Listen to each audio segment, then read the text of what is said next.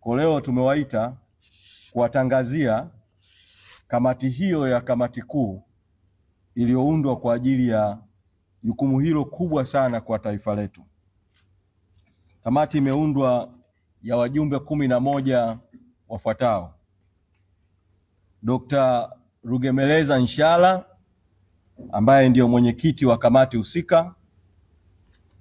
Wakili Deogratias Mahinyila ambaye ni katibu wa kamati husika, Wakili Ari Ibrahim, Mama Susan Limo, Mama Ruthi Molel, Bi Pamela Masei, Wakili Gaston Garubindi, Zeudi Mvano, Boniface Jacobo, na vile pamoja na wajumbe hawa 9 kuna wajumbe wawili wengine washauri wa hii kamati, Wakili Mpale Mpoki na Wakili Jeremia Mtobesia. Hawa si wanachama wa Chadema, lakini ni mawakili washauri kama sehemu ya wajumbe wa hii kamati ya kamati kuu ambayo itaifanya hii kazi ambayo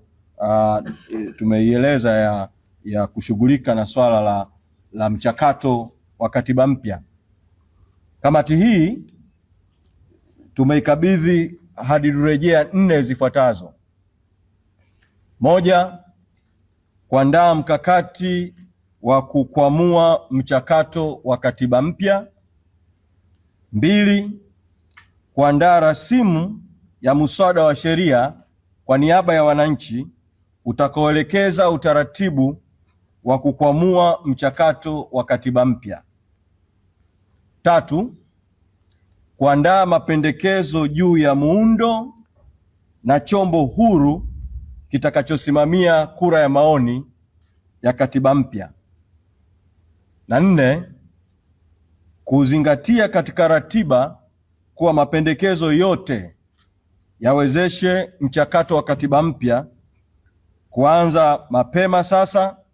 na katiba mpya kupatikana kwa vyovyote vile si zaidi ya mwaka 2027. Kwa kamati hii mara baada ya kuteuliwa kwake imekwisha anza kazi na leo tunaitangaza kwa umma rasmi ili iendelee na kazi ambayo ilianza ndani, kwa sababu kamati hii pamoja na kuwa ni kamati ya kamati kuu ya Chadema, kwa kuwa katiba mpya ni swala la kitaifa, ni swala la nchi, kamati hii itafanya kazi vile ya kukutana na wadau mbalimbali muhimu katika nchi yetu. Itakutana na asasi za kiraia, itakutana na taasisi za dini, itakutana na taasisi za wasomi, itakutana na sekta ya habari, itakutana na sekta za kiuchumi,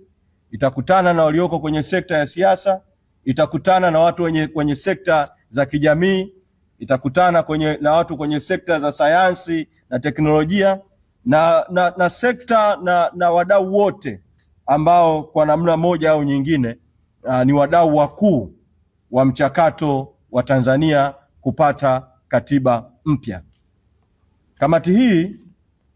tumeipa muda wa siku 90